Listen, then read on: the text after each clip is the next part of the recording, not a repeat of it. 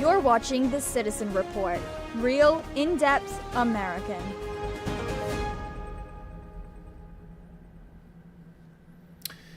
Welcome to The Citizen Report. I'm John DeShannon. Thank you for joining me tonight. As always, this newscast is real, in-depth American. It's always good to be back here with you. Thank you so much for joining me. Well, I wasn't planning to do a broadcast today because I needed kind of a down day after everything that's happened in my personal circumstances in the last week or so.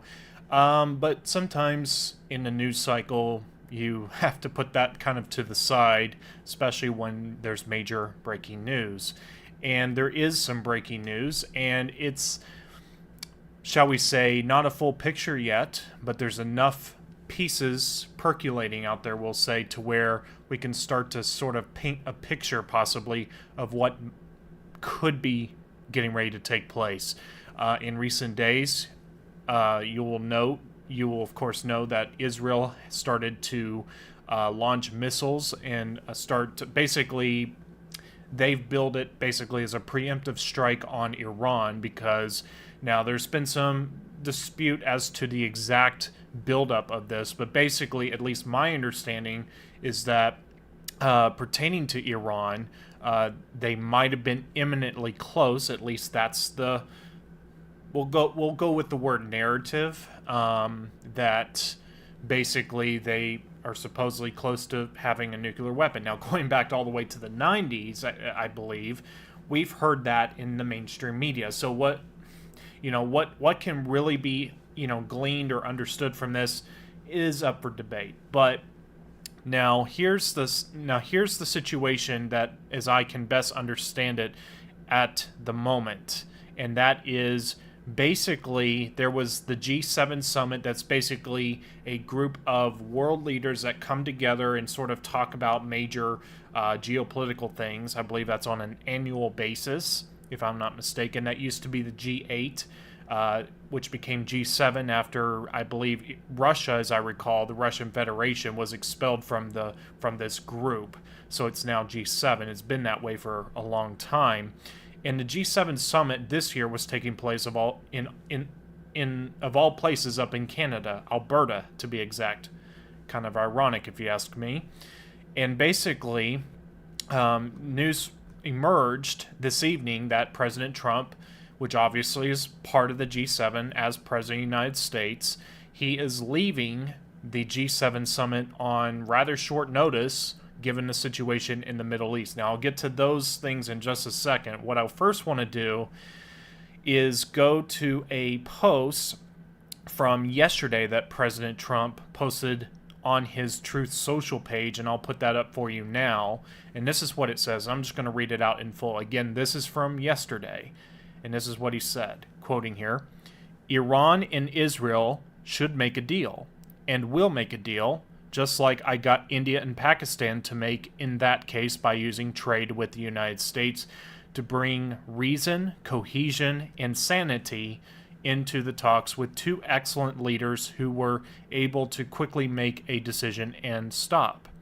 Also, during my first term, Serbia and Kosovo were going at it hot and heavy, as they have for many decades, and this long-time conflict was ready to break out into war. I stopped it.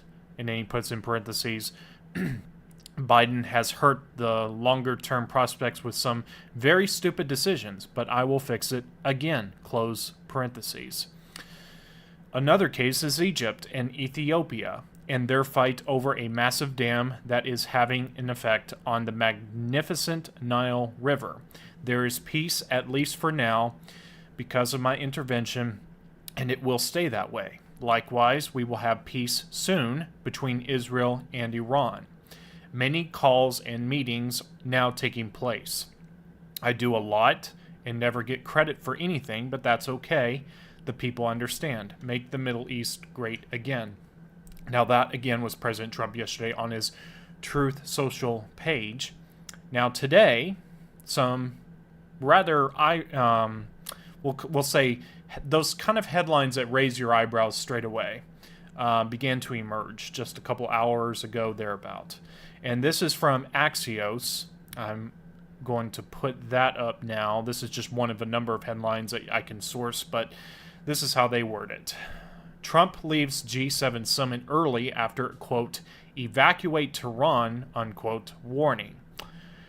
So now there is a post from Trump, and I'll get to that in just 1 second. Let me just scroll down real quick and see what they're saying just down below. It says, President Trump called on Iranian civilians to immediately evacuate Tehran on Monday evening, shortly after which the White House announced he would be departing the G7 summit early to attend to many important matters.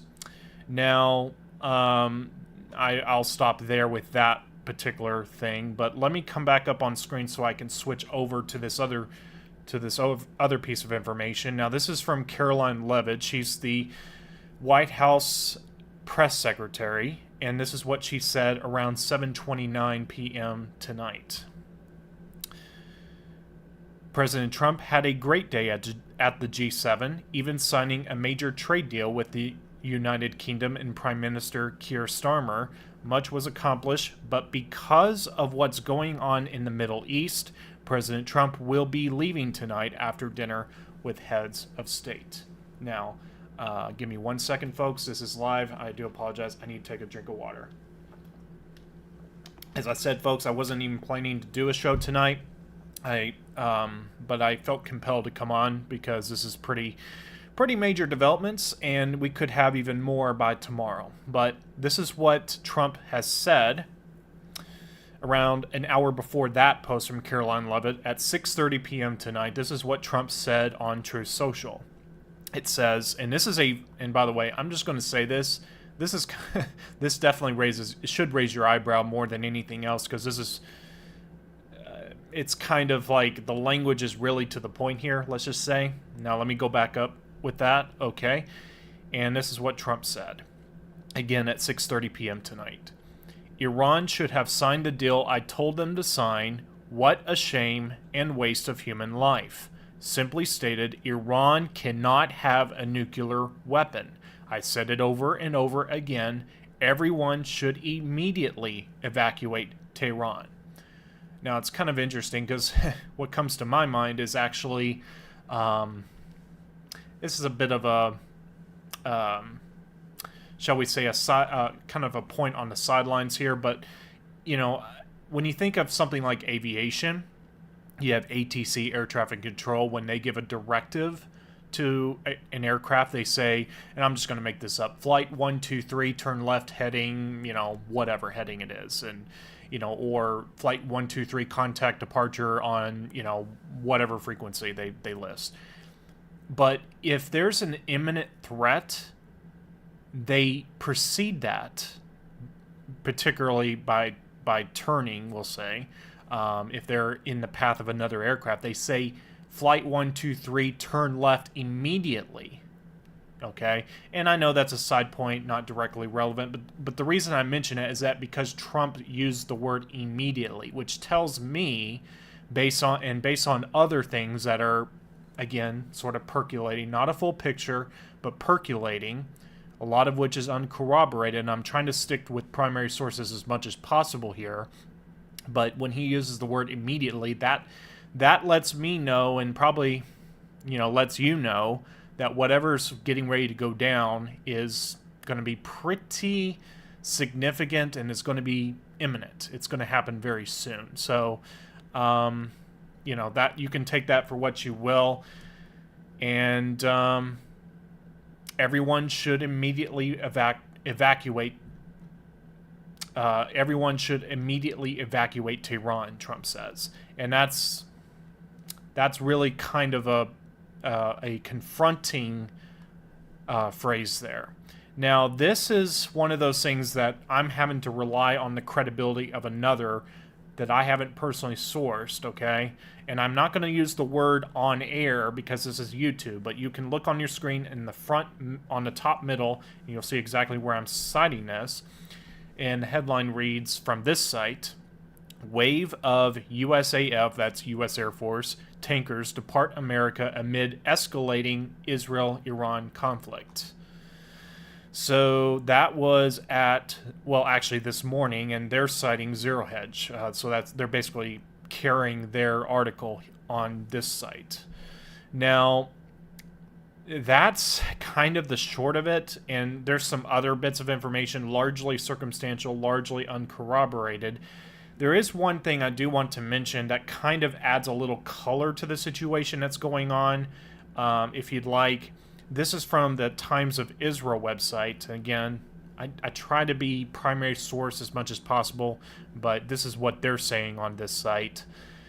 Their headline reads, Chinese embassy in Israel urges its citizens to leave via land crossings. Now, I heard this on another broadcast, and what's kind of interesting about this is the fact that they're even saying basically, don't even take to the air, don't, go by sea, basically use land crossings.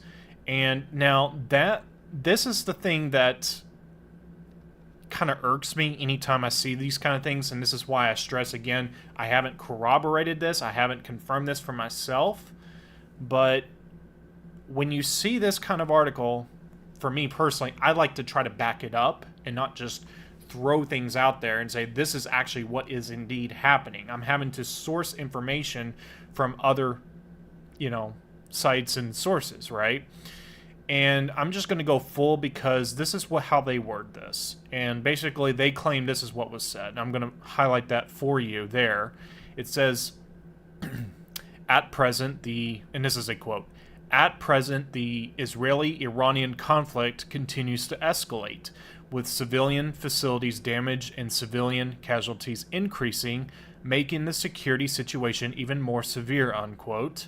The embassy warns in a notice on WeChat. Now, and then it goes on to say, this is just the article below that. It says, the notice recommends that Chinese citizens leave via the land crossing toward Jordan. Now, if you really think about that, I'll have to come up on screen because I need to quickly pull this up. But what I find bizarre, and this is kind of a side point again, but to me, what is so bizarre is the only word I can think for it, is basically when they're saying evacuate by land crossing into Jordan, if that's actually what they said, that's actually evacuating towards Iran, technically. And what I mean by that is, let's just go to a map, and that's why I had to rather hastily come up on screen full for a second so I could get this up. But basically, actually, let me take this full. This is live, folks. I do apologize. But basically, obviously, it's, I'm sure almost everyone can make out where Israel is. I don't need to point that out to you. But look to the east, and that is the country of Jordan. Next to that, going east, is Iraq, and then you have, of course, Kuwait there at the sort of the end of, I believe, that would be Persian Gulf or Arabian Gulf, whatever it's actually called. And then east of that is Iran. So basically, the Chinese embassy in Israel is advising those, basically Chinese citizens to evacuate east by land into Jordan.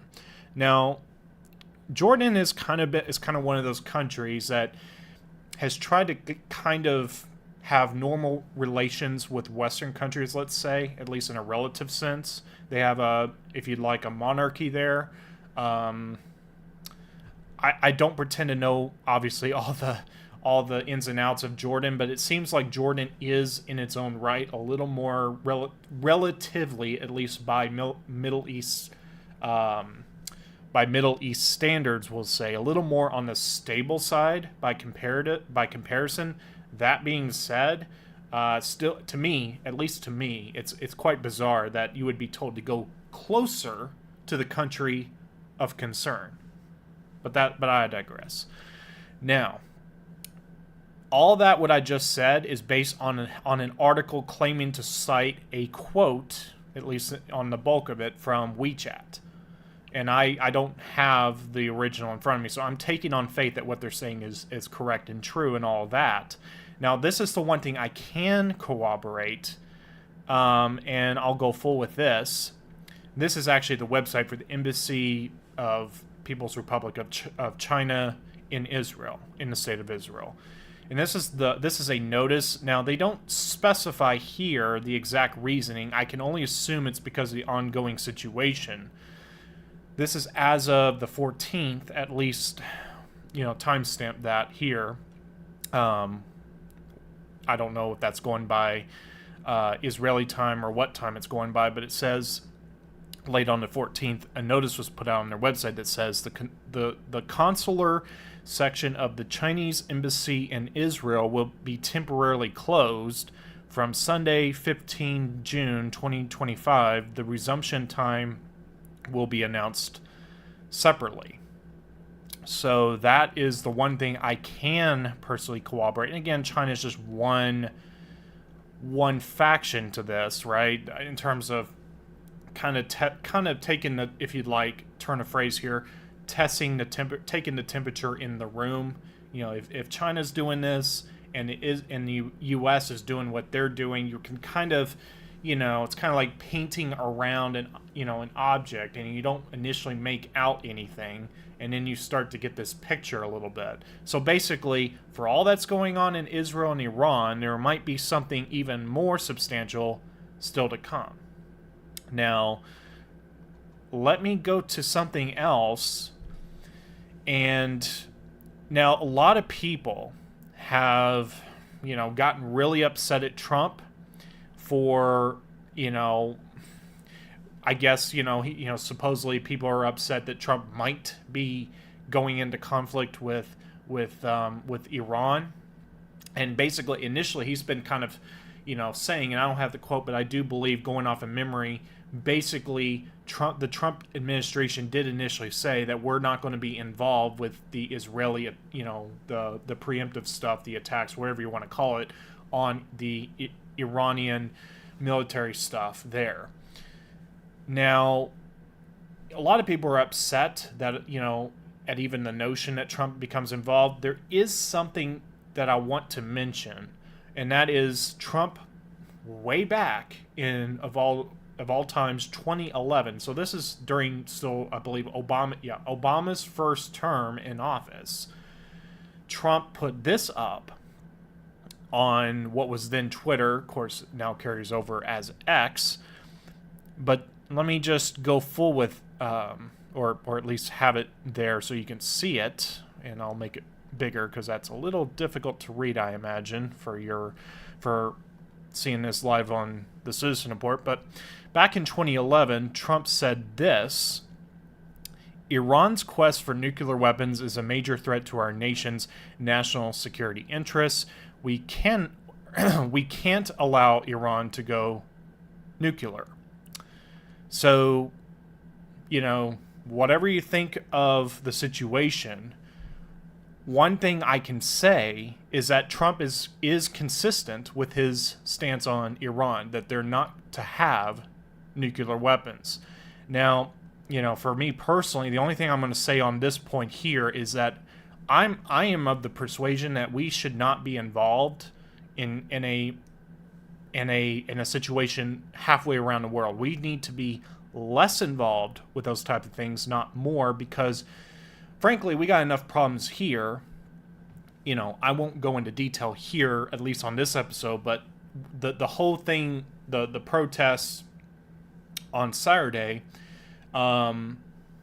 apparently someone associated to those protests, the big, what I mentioned late last week on the Citizen Report, the No Kings protests, shall we say, assassinated a couple of lawmakers on the state level in Minnesota. And so we have plenty of problems here. And we have just, shall we say, enemies from within. And so I do understand the sentiment, and I personally feel like we should not be becoming involved, and we should not do anything to escalate But here's the situation. We've had leaders before this who weren't leaders. They were puppets that allowed all of this to ratchet up over time. That, if you remember Obama and all the shenanigans from that, Iran was just allowed basically to do whatever the heck they wanted to under Obama. And, and so basically all that to say then is that I do understand the sentiment, but I would say this is not a sign that Trump's going, against his own beliefs, or, he's turning aside from what he's held to in the past about Make America Great Again, because actually Trump has long said Iran should never have nuclear weapons. And obviously this should have been handled much better from the start. Now, if Iran actually, I'll tell you what I think about this. Now, I am no expert on this, and I'm just almost kind of spitballing here, my opinion, if you'd like. And I could be completely off on this, so I'm just going to say that up front. But my perception of all of this is that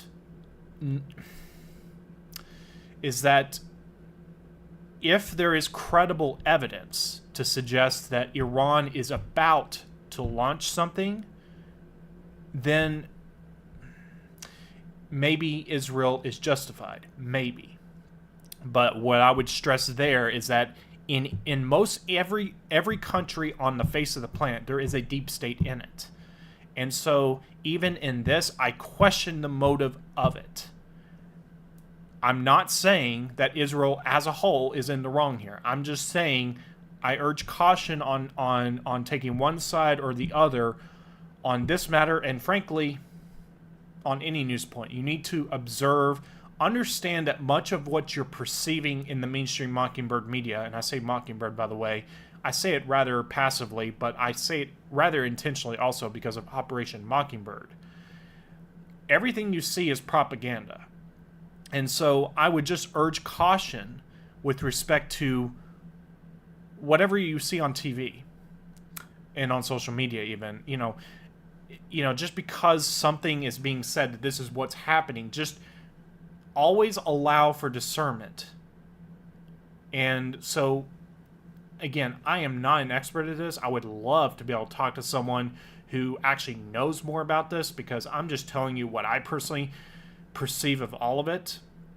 And actually, I'm still not even done with my material tonight, but I've gotten through most of it. But I wanted to stop and kind of discuss this a little bit, and not just just rapidly move through stuff without even kind of giving guidance and kind of sort of guiding my audience along, if you'd like, in presenting information. I tried to inform, but do it in a way that I'm not trying to tell you how to believe. I'm telling you this is how I see it. You're welcome to disagree with me, but here's the facts as I know it. So that's kind of my logic, my rationale when I approach doing this show, is I'm trying to make sure that you can come to a critical thinking, a decision of how you see something based on critical thinking, not just because I say something.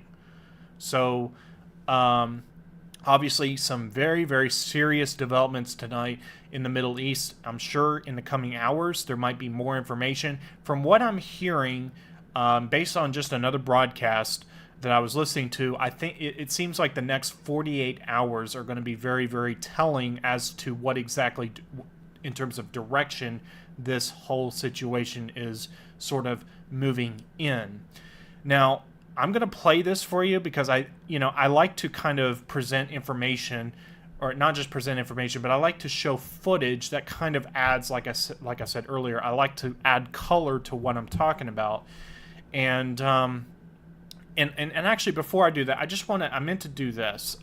There's a contrast here between, well, not a contrast, but a parallel, if you'd like, with what Trump said in 2011, that post I read a few minutes ago about him saying way back then that Iran should never have a nuclear weapon. We can't allow Iran to go nuclear, he said. That was in 2011. Now, just the other day, This is what Trump said on Truth Social. Let me make this bigger if I can. And he said this: America first means many great things, including the fact that Iran cannot have a nuclear weapon. Make America great again. So, in my view, that parallels and squares with what he said in 2011. So that's not a divergence from what he said back then to now. And, like I've said before, you've heard the saying, all wars are bankers' wars. And I'm not saying that what's happening right now is that. And in fact, again, I'm way over my head talking about this, but I'm just saying, and I've heard many, many arguments on both sides, but this is how I see things. And you can agree to disagree. You can say I don't agree with that. That's okay. We have freedom in this country to disagree. That's how it should be. It's a healthy discourse. That's how it should be. But how I see it is concisely, and maybe oversimplifying my logic, if you'd like, how I see this. Basically, however you see Israel and Iran, you cannot deny the fact that what's going on is spiritual, because the hatred of one versus the other, the chanting death to Israel, death to America. I don't remember his name, but I certainly remember the face, basically one of the leaders in Iran from I believe the 2000s. And his face sticks out in my mind. And he was chanting death to Israel, death to America. Okay, if that's not a spiritual thing, it's not just, it's kind of like in medieval times. You read about how in medieval times you have these sort of these regions that have been conquered, and they're kind of infighting and all this kind of stuff, and you read about it in that kind of fashion. There's actually a pure hatred. Now, I am not saying that one is only at fault and the other is not. I would say the deep state is present in just about every country on the face of the planet, so therefore all have faults. But this is at its core a spiritual issue. And when you have a regime calling for the death of the existence of a country, regardless of what you think, that's a problem. Now, that being said, again, and I stress this, America should not be involved in a dispute that is not ours to fight. It's not our. It's kind of like you're supposed to learn this as a kid, right? That in elementary school, for example, you see two kids fighting and you want to become involved because you think one is right and one is wrong, and usually it just makes the situation a heck of a lot worse, especially when teachers have to become involved. And I remember vividly some of that as a kid. That I remember seeing what I perceived to be an injustice, and it just made the situation a heck of a lot worse. And that's the thing here. There's a fine line between defending an ally, or even just coming to the aid of another country, versus say intervening in something that maybe we shouldn't be involved in. Now, that being said, the Bible's very clear. You should pray for your leaders. And so, there should be, prayer warriors praying. I don't know. I'm not saying that every Christian is necessarily called to this. But basically, for those who are called to be prayer warriors, they should be praying and interceding for Trump, that he has wisdom. He does not act out of his flesh in this, that he acts by the Spirit of God in the wisdom and counsel of God to do what is right here, and to act with restraint, to not go beyond whatever God may be calling him to do in this hour about this. So I would urge my audience, by the way, to go check out Amanda Grace on Ark of Grace Ministries channel on YouTube. She has a lot more to say about that. I certainly am not an expert. I'm just simply providing what I think my audience needs to know and hear right now. But let me go to this and I'm going to close with this, I think, because apparently,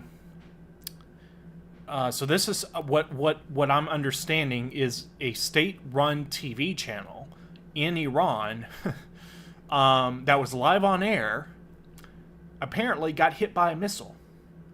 And what I I'm just going to say this. I got a degree in broadcasting. I know a little bit about the technical sides of TV, and that a lot of that is more self-taught than actually what even the school taught. But I digress. What I find so fascinating about this is, and what I would like to know actually, is whether this recording was actually released later on by wherever, what we call like master control, the primary output site, wherever the actual output of the feed is. Did they actually record it off of that locally and upload it, or did the signal actually continue to broadcast this?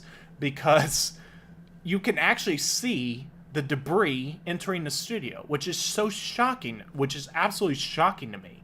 And I'll just kind of give you a brief description of what you're about to see. Basically, the video wall goes black behind the I'm using the term loosely, but anchor, okay? More like a pundit or whatever you want to call it. I don't know what she's saying. There apparently is not a translation, at least here there's not. But this is like footage that you just don't see every day. And of course, there's a lot of things happening right now you don't see every day. So, but I want to play that for you. I couldn't help but include this in my report here tonight. But this is, without further ado, courtesy of the Associated Press. They apparently uploaded this to their YouTube channel because I'm getting it from them. And this is what, I guess if you were watching in Iran at the time, what was actually happening with their state-run TV channel as the missile, presumably from Israel, hits their station. Take a look. که شنیدید صدای متجاوز به خاک وطن، صدای متجاوز به صدای حق و حقیقت است. آنچه که ملاحظه کردید، صدایی که شنیدید، فضای غبارآلوده استدیو